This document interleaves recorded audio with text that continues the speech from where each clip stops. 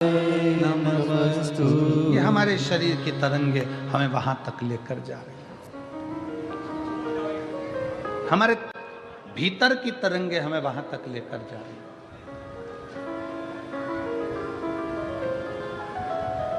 भगवान दुख नहीं काटता। अगर दुख काटता मेरा भगवान तो दुख ही नहीं देता।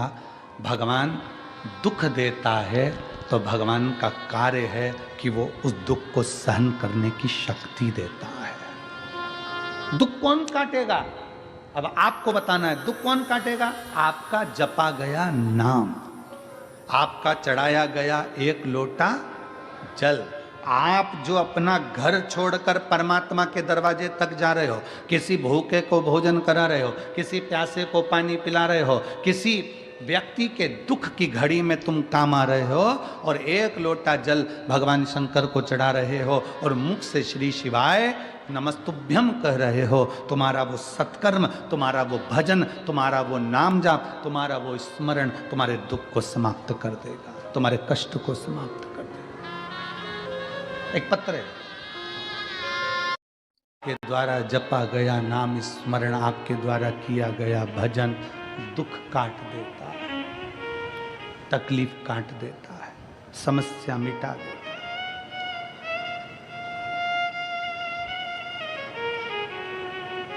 ए मेरी सिरपुर की जीजियों, मेरे सिरपुर के जीजाओं, मेरी माताओं, मेरी बेटियों, बेटाओं, मेरी जीजियों, जब जिंदगी में दुख आए किसी के सामने जाकर मत रो।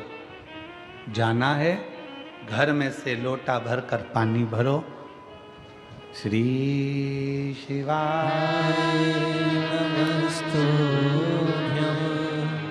श्री शिवाय नमस्तुभ्यं। एक लोटा पानी घर में से भरो, उस जल को लेकर महादेव के मंदिर में जाओ, जपते जपते अपने दिल की बात बाबा के जल चढ़ाते चढ़ाते कह दो। बहुत ज़्यादा अगर दुख है तो उत्तर की ओर मुख, मतलब जहाँ से जल निकलता है, जलाधारी का जो जल होता है निकलने का स्थान ये उत्तर में होता है। आप दक्षिण में बैठकर या खड़े होकर उत्तर की ओर मुख कर कर एक लोटा जल बाबा को चढ़ाना प्रारंभ करो और अपने दिल की बात बाबा से कहना प्रारंभ करो। और अगर तकलीफ ज़्यादा है, बहुत ज़्यादा समस्याओं में घिरे हो, तो उत्तर की ओर खड़े होकर तो जल चढ़ाओ और उत्तर की ओर से जल चढ़ाने के बाद फिर वापस सामने आ जाओ और जहाँ से जल बहता है उस स्थान पर अपनी 3 उंगली रखकर और हथेली को, जहाँ से पानी नीचे बहकर जाता है उस हथेली को वहाँ रखकर एक बार अपने दिल की बात बाबा से जरूर कहो और वो हथेली को फिर अपने हृदय से लगाकर श्री शिवाय नमस्तुभ्यं श्री शिवाय नमस्तुभ्यं। अपने हृदय से बाबा को हथेली का स्मरण कराकर लगाकर बोलकर फिर उस हथेली को अपने हृदय से लगाइए। विश्वास करता है मेरा बाबा 3 महीने भी नहीं लगने देगा और जल्दी से वो कार्य सफल कर देगा। 3 महीने भी नहीं लगने देगा। अब इसमें क्या लगा आपका? केवल एक लोटा। क्या लगा आपका? एक लोटा।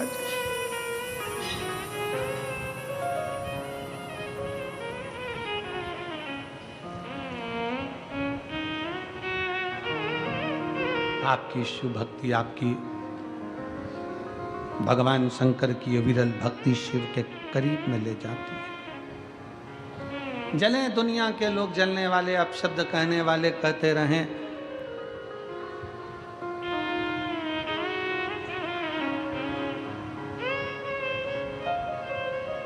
उनका काम है जलना, उनका काम है अपशब्द कहना, कहते रहेंगे।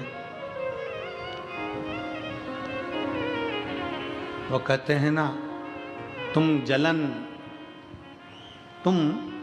जलन बरकरार रखो, जलवा मेरा महादेव बरकरार रखेगा। तुम जलन बरकरार रखो, जलवा मेरा महादेव बरकरार रखेगा, दुनिया जलती रहे जले, तुम मेरे बाबा को एक लोटा जल पूरी श्रद्धा के साथ, पूर्ण विश्वास के साथ, पूर्ण भरोसे के साथ, पूर्ण भरोसे।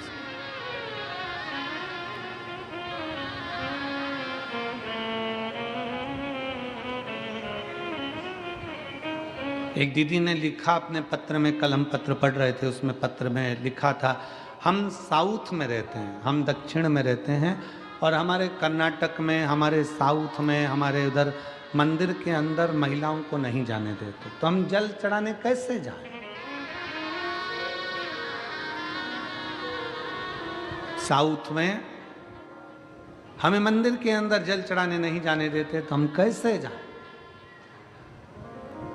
तो मेरा उन दीदियों से निवेदन है, मंदिर में जल चढ़ाने का मना करते हैं, बेलपत्री के पेड़ के नीचे तो जल चढ़ाने का मना नहीं करते, उसके नीचे चढ़ाएं। और अगर बेलपत्र के पेड़ के नीचे जल चढ़ाने का मना करें तो अपने घर के बगीचे में मिट्टी को थोड़ा सा ऊंचा करिए, शिवलिंग जैसा निर्माण करिए, जल चढ़ा दीजिए, फिर अलग से एक लोटा जल और चढ़ा दीजिए, तो वहीं विसर्जन भी हो जाएगा और जल भी चढ़ जाएगा। दिल मन चंगा तो कठोते में गंगा। मन अगर चंगा है, मन प्रसन्न है, तो सब कुछ हो सकता, सब कुछ।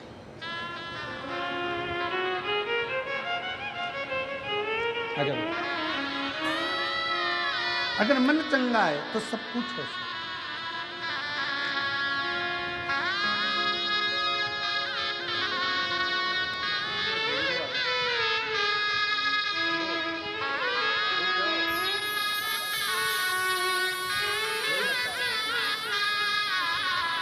आश्रितता ग्रहण करो।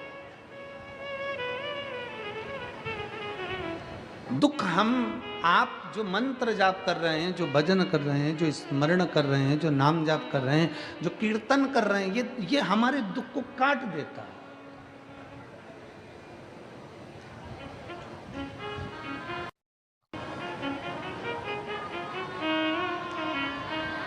और जब हम भगवान के मंत्र का स्मरण करें तो दुख क्यों ना कटे।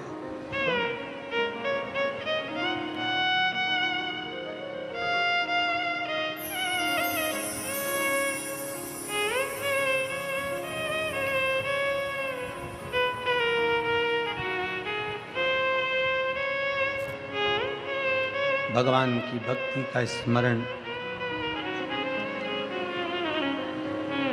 और थारी धुन लागी भोला, थारी धुन लागी, थारी धुन लागी भोला, थारी धुन लागी, हर हर भोला शंभो तुम्हारी धुन लागी। परशु महापुराण की कथा कहती है, मद और मोह ये दोनों जाएगा तब तो मदन मोहन आएगा। जब मद और मोह ही नहीं जाएगा तो मदन मोहन कहाँ से आएगा? हमारे भीतर का अहंकार जाए, हमारे भीतर की अहमता जाए, हमारे भीतर का लोभ जाए, तृष्णा जाए, तब भगवान अंदर है। कल हम प्रसंग सुन रहे थे, दक्ष प्रजापति का प्रसंग स्मरण। शिवजी को कितना आड़ा टेढ़ा बोला, शंकर भगवान को कितने कितने अपशब्द दक्ष प्रजापति ने कहे, और आखिरी में दक्ष प्रजापति ने कह दिया, शंकर तुम शमशान में निवास करो। कितना कितना अपशब्द कहा गया, कितना कितना ताना दिया गया, कितनी कितनी अपशब्द बोले गए, और आखिरी में कह दिया गया कि शंकर तुम शमशान का निवास करो। अब जितने लोग बैठे हैं, जितने शिव भक्त बैठे हैं, जरा विचार करिएगा। दक्ष प्रजापति ने अपनी कन्या सती का विवाह शिवजी के साथ करा। फिर ऐसा कौन सा झगड़ा था दक्ष प्रजापति और शंकर भगवान का कि दक्ष प्रजापति शिव जी को गाली पर गाली देते रहे।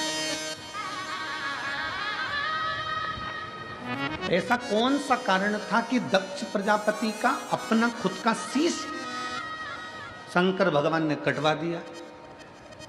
ऐसा कौन सा कर्म का भोग दक्ष प्रजापति को भोगना पड़ा कि दक्ष प्रजापति के प्राण छूट गए, शीश अग्नि में जाकर गिर गया और बकरे का मुंह लग गया? ये कर्म दंड नहीं तो और क्या है? क्यों, किस लिए? कौन सी गलती दक्ष प्रजापति ने ऐसी कर दी? कौन सी गलती? फिर निवेदन है, जो पहले कहा आज फिर कह रहा है कि मत बुरे कर्म कर बंदे वरना पछता, सब बोलो सब, वरना पछताएगा और भगवान की आंखों से तू बच नहीं पाएगा, तू बच नहीं पाएगा। कौन सा कर्म दक्ष प्रजापति ने कर दिया था जिसके कारण बस दक्ष प्रजापति शंकर के द्रोही हो गए थे? कौन सा कर्म दक्ष प्रजापति ने कर दिया था जिसके कारण दक्ष प्रजापति का सिर कट गया था? कौन सा कर्म दक्ष प्रजापति ने कर दिया था कि दक्ष प्रजापति का सिर कटकर अग्नि में गिर गया था?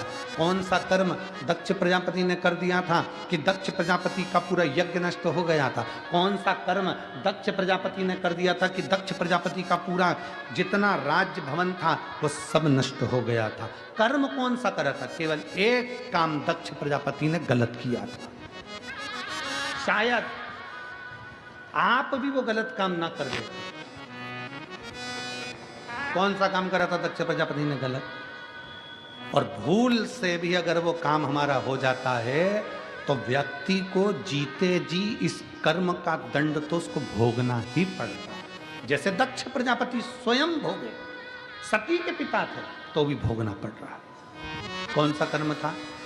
चरित्र आता है, बड़ा सुंदर प्रसंग। एक बार दुर्वासा ऋषि मां जगत जननी जगदम्बा की आराधना में लीन, और दुर्वासा बाबा ने मां जगत जननी जगदम्बा की आराधना करी, बहुत बहुत तप किया। जगत जननी दर्शन देने नहीं आई।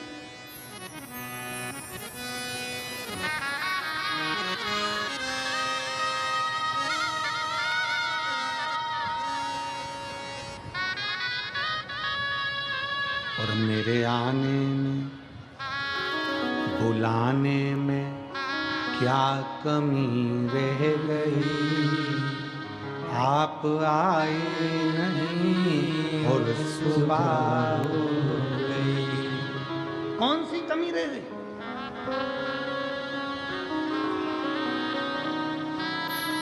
पर बाबा भी कहते हैं दिल से पुकारेगा तो क्यों नहीं आऊंगा। एक बहन ने पत्र में लिखा, मेरा पति, मेरा नाम कविता दिनेश कलाल, मैं इसके सिवा ज़्यादा नहीं। पहले हम उनको बार बार कहते रहे थोड़ा तो इलाज करिए, फिर उन्होंने इलाज करना प्रारंभ करा और तभी चाची जी चाचा जी जो, पर चाची ने माता जी के लिए बताया, तब से मैं भगवान हजारों वर्ष की तप साधना लग जाए तब करूंगा, पर उठूंगा नहीं। लग जाए हजारों वर्ष, लगना हो लग जाए। और मैं यजमान परिवार पाटिल जी आपको बहुत साधुवाद देता हूं कि हजारों वर्ष लग जाते हैं लोगों को तप साधना करने में, तब भगवान का दर्शन होता है। आपके भी पूर्वजों के कोई पुण्य प्रबल हुए होंगे तो यजमान पद आपने शिव पुराण का ग्रहण करना। साधुता है आपको, बहुत बहुत साधुता, बहुत साधु, उसके लिए बहुत साधु।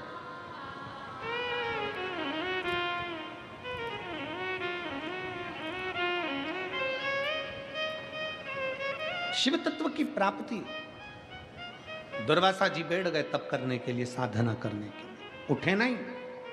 अब की बार नहीं उठे। मां जगत जननी को लगा जगदम्बा को ये उठता क्यों नहीं है, ये उठ क्यों नहीं रहा।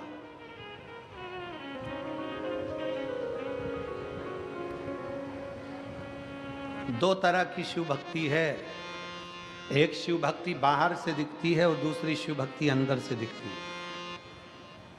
सावधान होकर सुनिएगा जरा।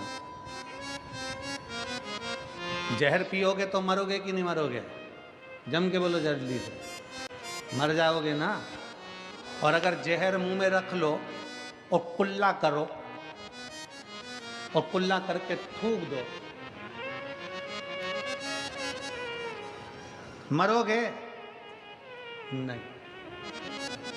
जहर अंदर गया तो मर गए, जहर मुंह के अंदर कुल्ला कर कर थूक दिया तो नहीं मरे।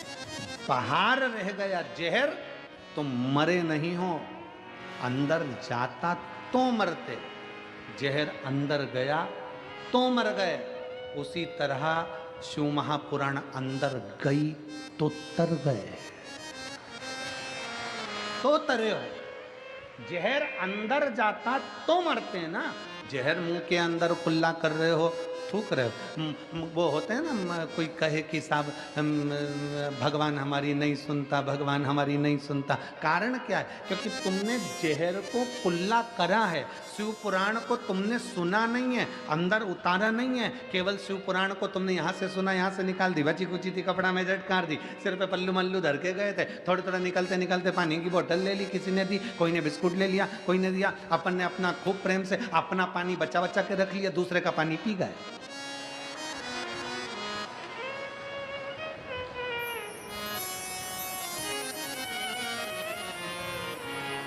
और फिर किसी से कहा हमने तो सिरपुर की कथा सुनी थी, भगवान ने हमारी तो सुनी ही नहीं, क्योंकि तुम पानी की बोतल में रह गए। दिल के अरमा आंसुओं में बह गए और तुम पानी की बोतल में रह गए। बस